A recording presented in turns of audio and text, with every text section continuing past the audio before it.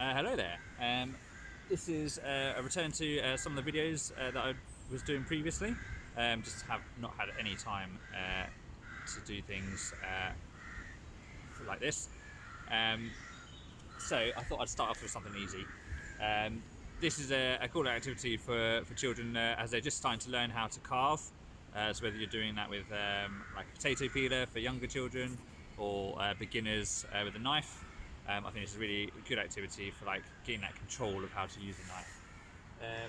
So what we're going to aim for is something like this. It's like a little wizard character. Um, so all you need is a stick.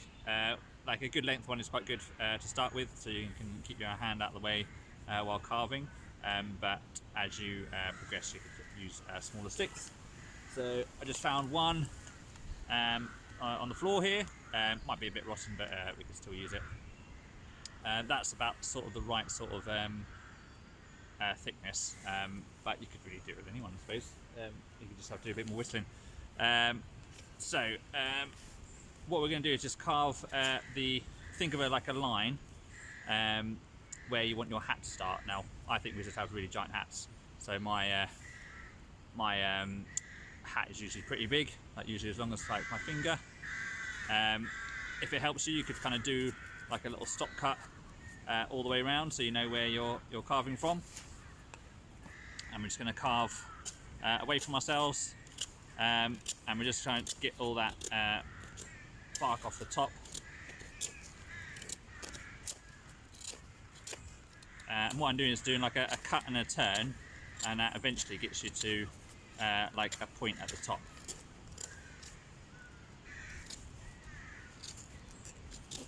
So kind of got to that sort of level, and then I'm going to maybe just try and point the top a bit more. So just work the top end by cutting and turning.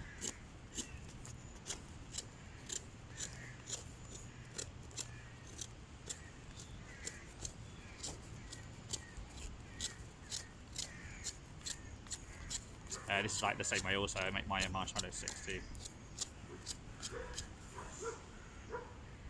Okay. And then you want to think about a little bit extra for like the face and the body.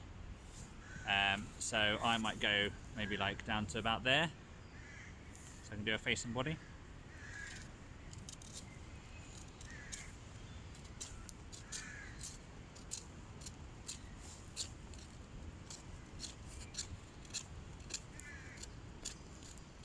With newer sticks, you get like some nice white bits underneath the bark to paint with, but it's okay.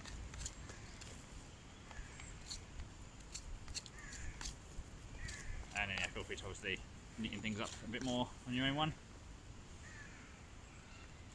And then, so you can do this with paints. I tend to only have like a little bag of Sharpies with me when I do my forest school sessions, so that's what I use.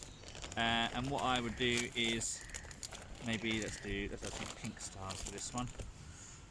So I'll do the stars first, and then try and draw around them. So my hat is going to be what would go well with pink? Maybe a nice blue. So I'm just going to draw maybe a bit lower than that. I'm just drawing around for the bottom of the hat. So the hat is going to be all the way above that, and I'm just going to draw some stars on there with the pink one, in just random places.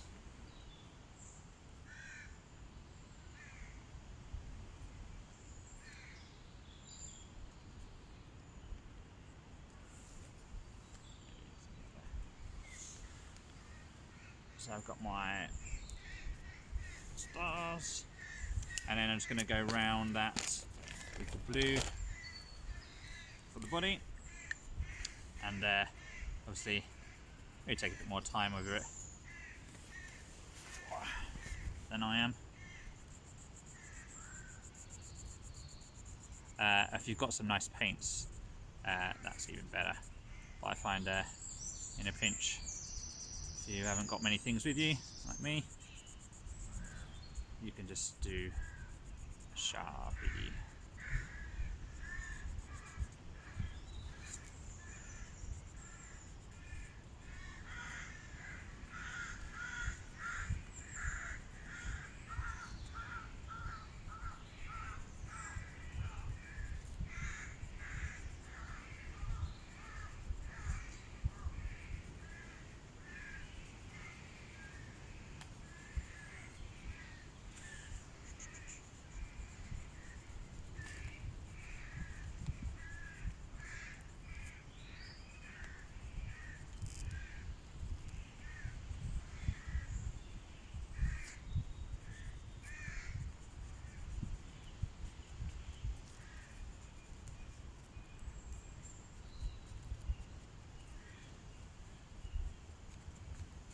Go, there's a rough go.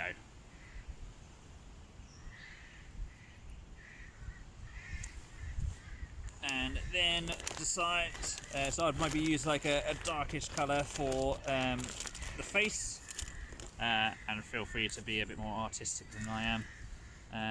That would be a good bit for a face, that would be a good bit for a face.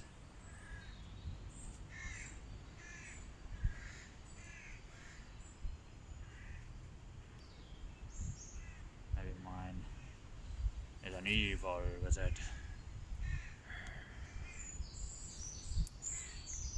And then pick another colour, maybe purple, and then just draw a line around for the start of the body, like that, and then I'm just going to colour in the rest.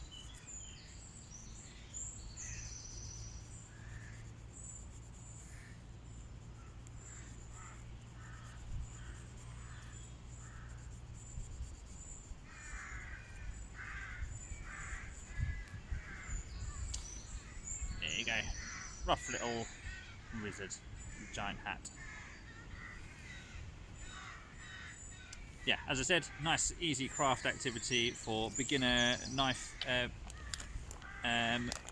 learners, or you can do that with a potato peeler if you're doing it with younger ones, and sometimes it's nice to have a reason for your whistling, although I find lots of children just like whistling without any sort of end goal in mind, and then you can have dueling wizards.